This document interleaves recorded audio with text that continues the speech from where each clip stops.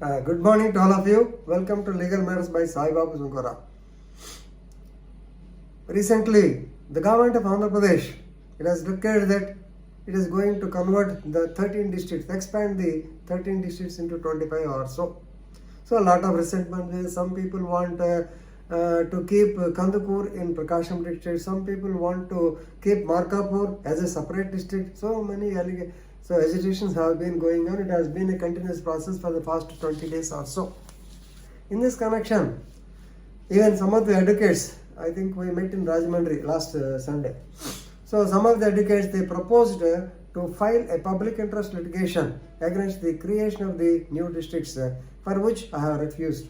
For which actually I said it's not possible, because when an administrative decision has been taken, normally you have to approach the concerned authorities, that is the government only, not the court. Court will not interfere in the administrative matters.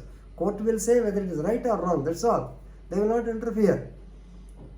But some people have filed a public interest litigation, and now the court actually very clearly, orally stated that they will not interfere into the matter. This happened in Andhra Pradesh, right? You may be knowing. I think it's better to speak in okay, right. So, for example, in from Mr. Jagarlamud Ramarao, from Guntur district, Mr. D. Vijay Kumar of Appapuram, that is near Pedanandipadu, Kakumana Mandal.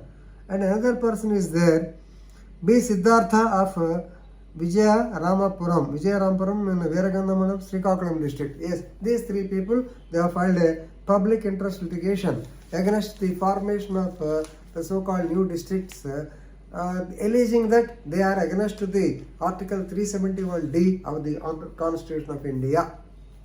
Alright, this is the public interest litigation. So they want the decision. The main contention is that without concluding the census, that is till 1926, how can the new districts be formed? Is it not against Article 371D of the Constitution of India? This is what their allegation is, number one. So they wanted to go for the reformation or expansion only after 2006. It is not correct now. It is against the constitutional principles.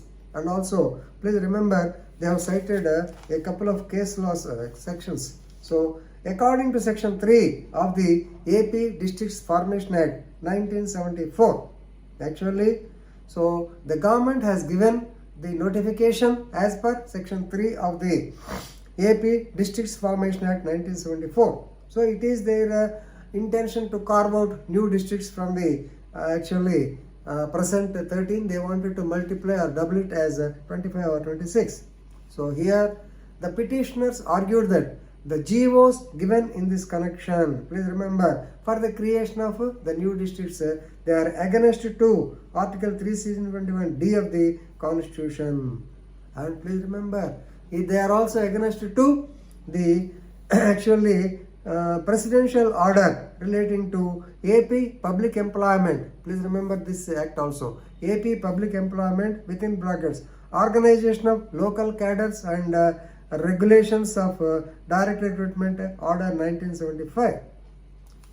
So actually they alleged that, or they pleaded that the government is wanting to start the new collector offices in the existing RDO offices.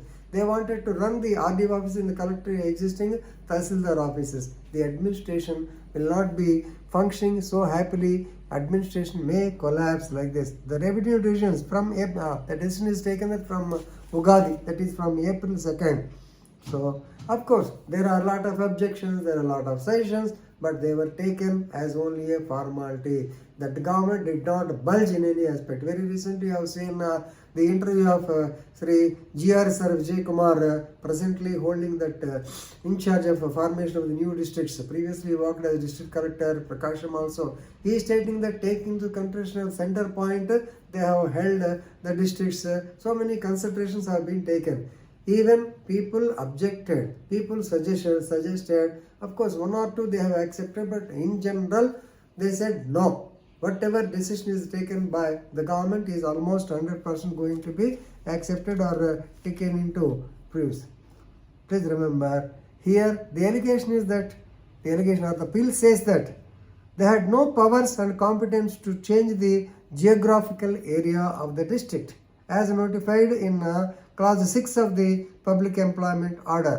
So already that is AP District Public Employment within brackets Organization of Local Cadres and Direct Local Cadres Regulation of Direct Recruitment Order 1975. As per this, please remember clause 6 says, so the government cannot declare these or unsettle the local areas. So ultimately to say these two provisions, so section 3 of the so-called AP District Formation Act 1974 and clause 6 of the AP Public Employment Order, please remember these two. So now of course the Honorable High Court has posted the matter to 8 weeks. And of course, as usual, when you file a public interest litigation, normally they will give notice to the opposite party, that is State of AP. So, 2 judges bench, Justice our Chief CJ Prashant Kumar Mishra and Justice M. Sachinamurthy, they have refused to issue interim orders against the proposed creation of the new districts. So, of course, they directed the government to file a counter. The government will definitely file a counter. Let us see what will happen. So, what I want to say is, High Court will not interfere in the administrative process normally.